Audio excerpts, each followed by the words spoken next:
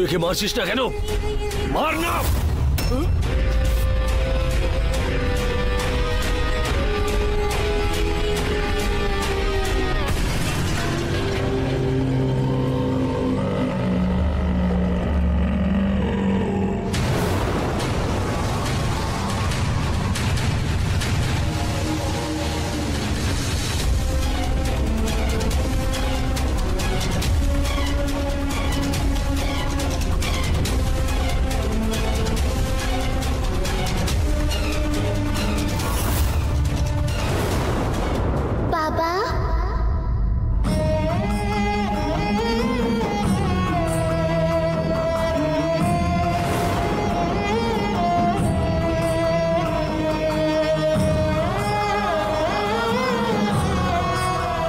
উমা,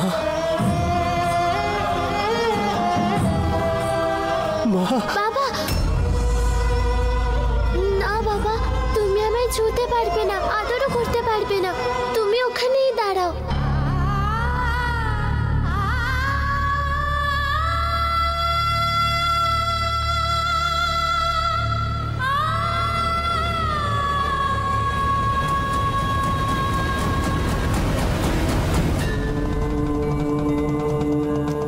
বাবা, নদীতে আমার অস্থি ভাসানোর সময় তুমি বলেছিলে তুমি বদলে যাবে, তুমি আমার মায়ের খেয়াল রাখবে বলেছিলে, তাই না? তুমি আমাকে দেওয়া কথা রাখোনি বাবা, কিন্তু আজকে তুমি ভালো হয়ে গেছো মনে হলো, তুমি বদলে গেছো, আমি নিজের চোখে দেখলাম। বদলে যাচ্ছ, ভালো হয়ে যাচ্ছ। খুব তাড়াতাড়ি মায়ের সাথে তোমার মিল হয়ে যাবে, আমার খুব আনন্দ হচ্ছে। এবার আমার আত্মা শান্তি পাবে। আমি আসছি বাবা।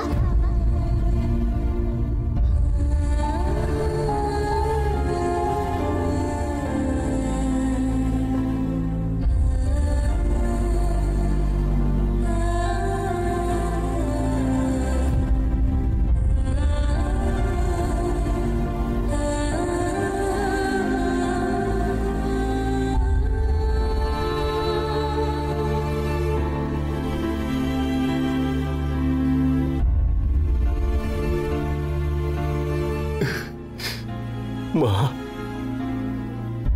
দয়া করে আমায় ক্ষমা করে দে তুই। আমি জানি আমি যা ভুল করেছি তার কোনো ক্ষমা নেই, কিন্তু তুই পারলে দয়া করে আমায় ক্ষমা করিস প্লিজ। পরের জন্মে যেন মা আমি তোর ছেলে হয়ে জন্মে তোর সব ঋণ শোধ করতে পারি।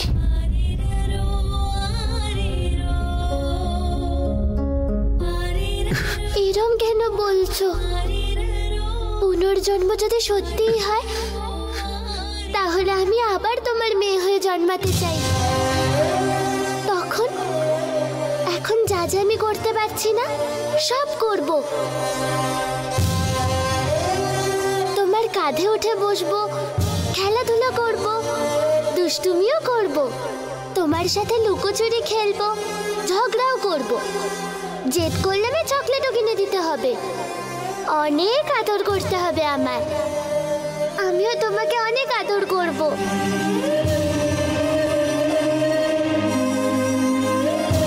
বাবা, একটা কথা বলি তোমার। বল সোনা, বল। আই লাভ ইউ বাবা।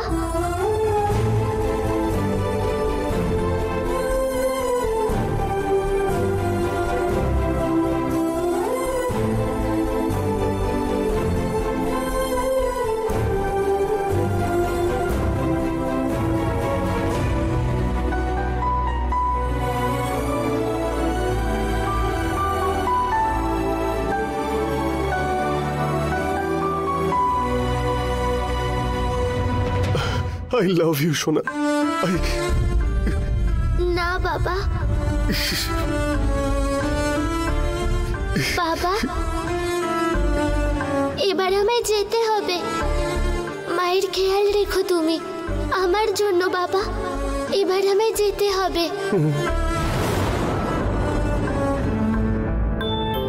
মা,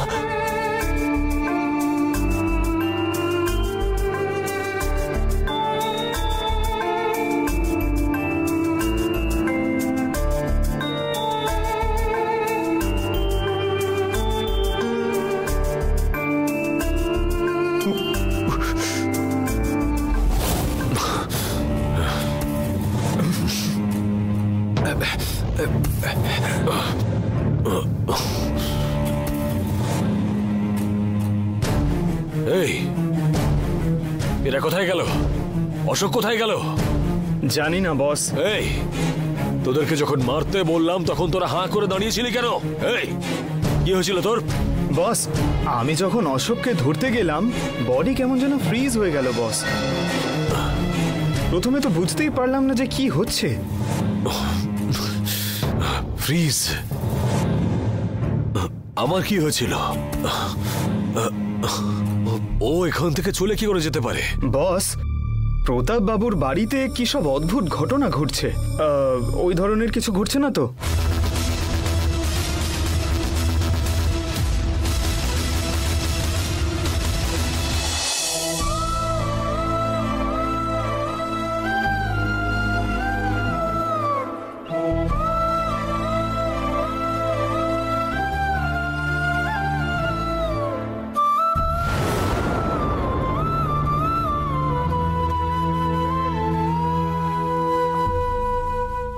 দুর্গা দিদি, তুই একটু বেশি চিন্তা করছিস না? বাবার কিছু হয়নি তোরে? আমি থাকতে বাবার কেউ কি করে ক্ষতি করতে পারে? বাবা কেউই সায়ন ডেকেছিল, মায়ের শত্রু। ও আর ওদের লোকদের আমি শাস্তি দিয়ে এসেছি। ছিলিস বলেই বাবার কোনো ক্ষতি হয়নি, না হলে বাবা কত কষ্ট পেত। দুর্গা, এরপর থেকে তুই আমায় ডাকলে আমি কিন্তু আসতে পারবো না।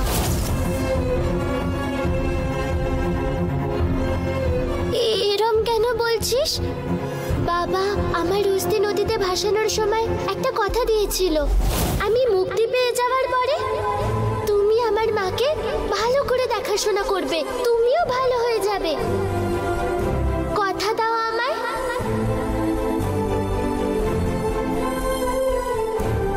এই গঙ্গার দিব্যি, আমি সত্যি ভালো হয়ে যাব। তোর মাকে অনেক সুখে রাখবো মা।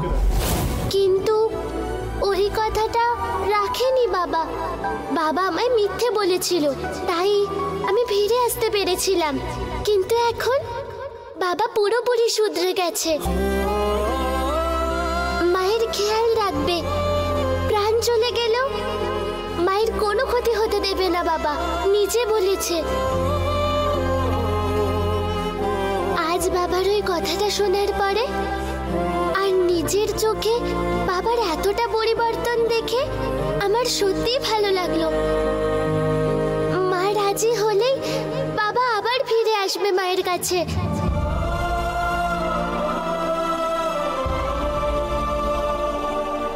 এটার জন্যই তো আমরা অপেক্ষা করছিলাম।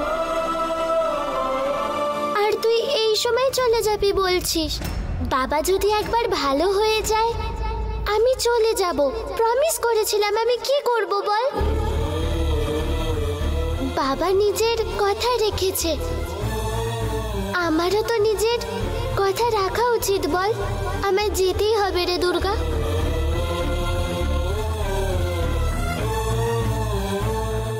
তুই আমার সাথে থাকলে মনে হয় আমার সাথে গোটা পৃথিবী আছে। তুই না থাকলে আমার ভয় করে রে দিদি। কি করব আমি একা একা? তুই একাই সব করতে পারবি। তুই একাই তো রিয়া আন্টিকে কে খুন করেছিল খুঁজে বের করেছিলিস, তার উপর মাকে জেল থেকে বের করেও এনেছিলিস। পুলিশ, আইন, লয়ার সেটা তুই করেছিস। ওটা তো তুই আমার পাশে ছিলি বলে আমি পেরেছিলাম। তুই আমার সাথে না থাকলে আমি এসব কিচ্ছু করতে পারতাম না। আমি তোর সাথে সব সময় আছি, তুই ভাববি। খুব প্রয়োজনে পড়লে বা তোর খুব কষ্ট হলে তুই আমায় ডাকিস, আমি ঠিক আসবো। কিন্তু সব কাজে তুই আমার উপর ডিপেন্ড করিস না দুর্গা। মায়ের দেখাশোনা তোকেই করতে হবে, বাবার মাকে আর তোকেই করতে হবে। আমি যতটা সম্ভব চেষ্টা করবো রে, তুই নিশ্চয়ই পারবি। আগে তুই নিজের ওপর বিশ্বাস রাখ। আমি মাকে দেখতে যাচ্ছি। দিদি, আমি তোকে খুব ভালোবাসি।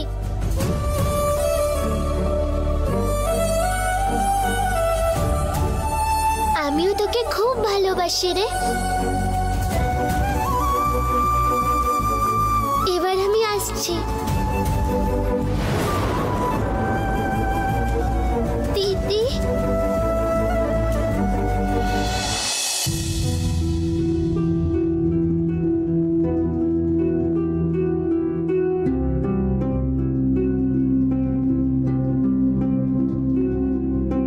মা 6 বছর আগে তোমাকে কি মিষ্টি আর সুন্দর দেখতে ছিল তুমি জানো? 6 বছর আগে?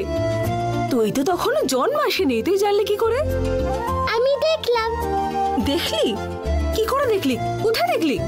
ফটোতে। ফটোতে? কি ফটো? দেখা দেখি আমায়। টানটানান।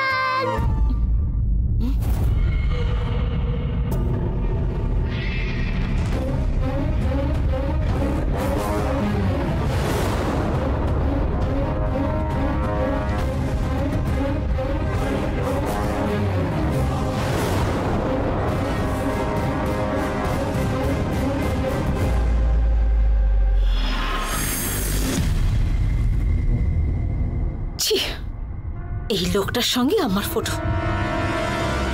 তুমি বাবার সাথে থাকতে পছন্দ করো না তো? আমার এর জন্য একটা সলিউশন আছে। 1 মিনিট।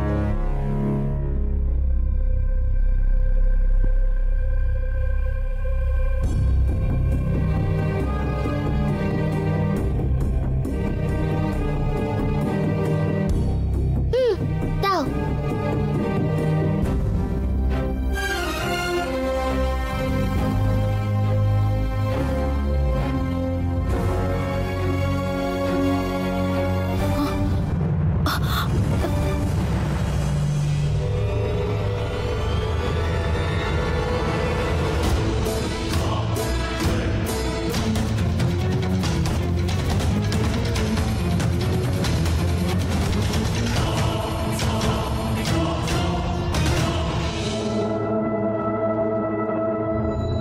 এটার আসল জায়গা হলো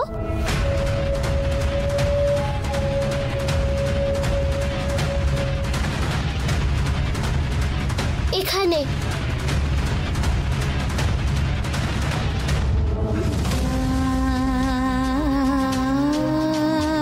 এখন দেখো কি সুন্দর লাগছে না?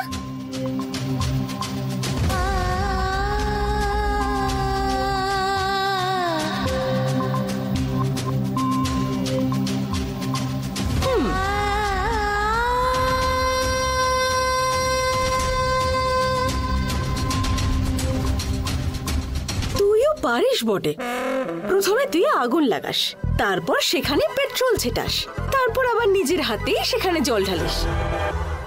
তোকে না শুধু দেখতেই বাচ্চা, কিন্তু তোর বুদ্ধি বুড়িদের মতো। তোর খেলা আমি বুঝি না ভেবেছিস? ও, তুমি জেনে গেছো? তা নয় তো কি? কমলা দিদা, কমলা দিদা, তুমি আমায় ডাকছো তাই না? তোকে যে কমলা দিদা এখন ডাকছে না সেটা আমি জানি। না গো, কমলা দিদা আমায় ডাকলো, তুমি শুনতে পাওনি? ও না গো, কমলা দিদা আমায় ডাকলো, তুমি শুনতে পাওনি? ও 1 মিনিট আসছি।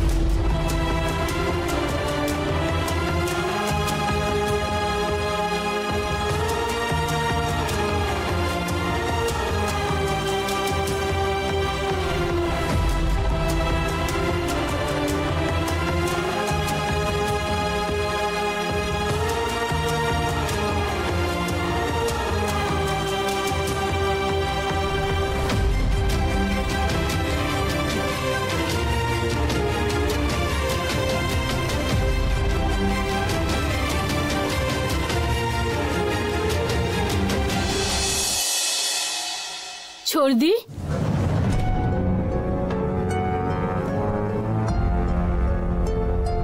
ছর্দি, কফি।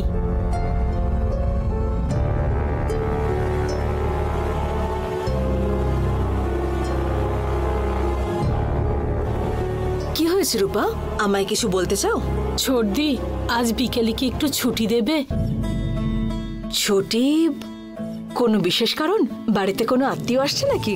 না দিদি, আমি আমার বর বাচ্চাদের নিয়ে একটু মন্দিরে যাব। তোমার বর? তাহলে সেই দিন তোমার বর যেখানে কাজ করতো সেখানে কোনো একটা মেয়ের সঙ্গে প্রেম করে আর সে মেয়েটার সঙ্গে পালিয়ে গিয়েছিল বলেছিলে যে?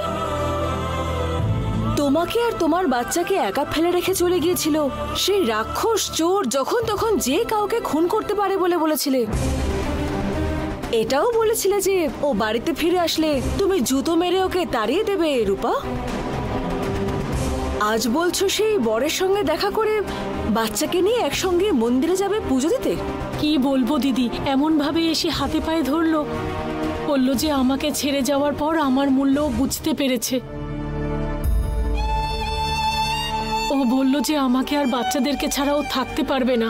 হাত জোর করে কাঁদতে কাঁদতে আমার কাছে ক্ষমা চাইলো। ও নিজে একটা নোংরা কাজ করে তোমার কাছে ফিরে এসে পায়ে পড়ে ক্ষমা চাইলো আর তুমি ক্ষমা করলে রূপা? আমি তো নারী বলো, আর পুরুষ মানুষরা তো এই ধরনের কাজ করেই থাকে। ওদের চিন্তা ভাবনা একটু আলাদা। তাই বলে কি ও যা করবে আমিও তাই করব, এরকম কম্পিটিশন করলে হয় নাকি? ও একজন পুরুষ মানুষ হয়ে আমার কাছে ক্ষমা চাইছে, কি করে আমি ওকে জুতো মেরে বের করে দিই বলো? আমি দরকার হলে তোমার সঙ্গে থাকবো না বলে বেরিয়ে যেতে পারি, কিন্তু বাচ্চাদের তো বাবার প্রয়োজন আছে।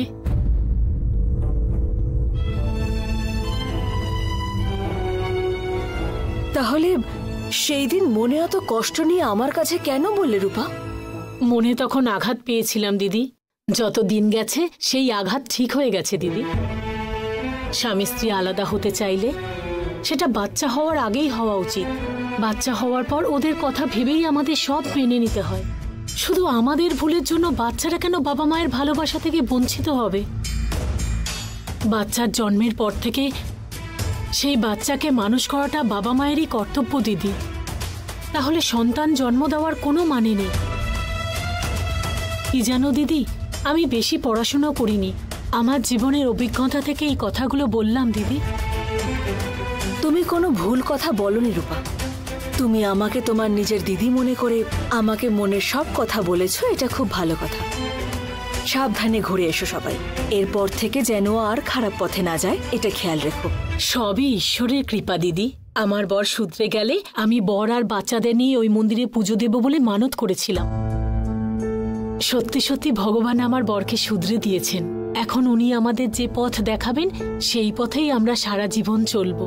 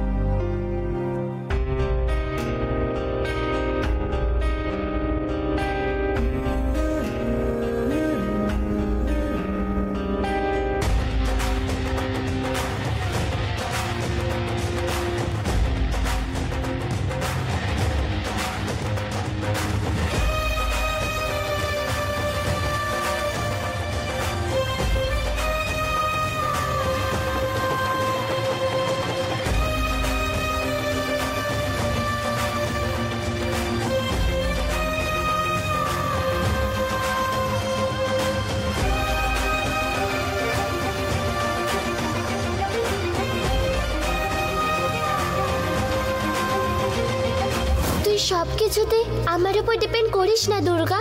মায়ের দেখাশোনা তোকেই করতে হবে, মার বাবাকে এক তোকেই করতে হবে। মা এখনো বাবাকেই ভালোবাসে।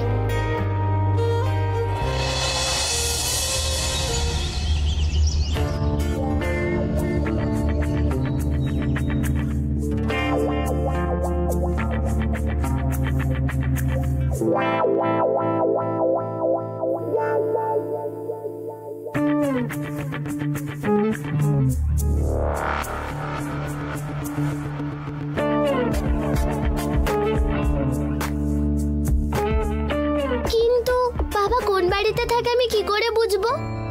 বাবা আর মাকে তো আমি এক করতে হবে, কিন্তু বাবা কোথায় থাকে সেটা তো আমি জানি না। কিছুই তো বুঝতে পারছি না।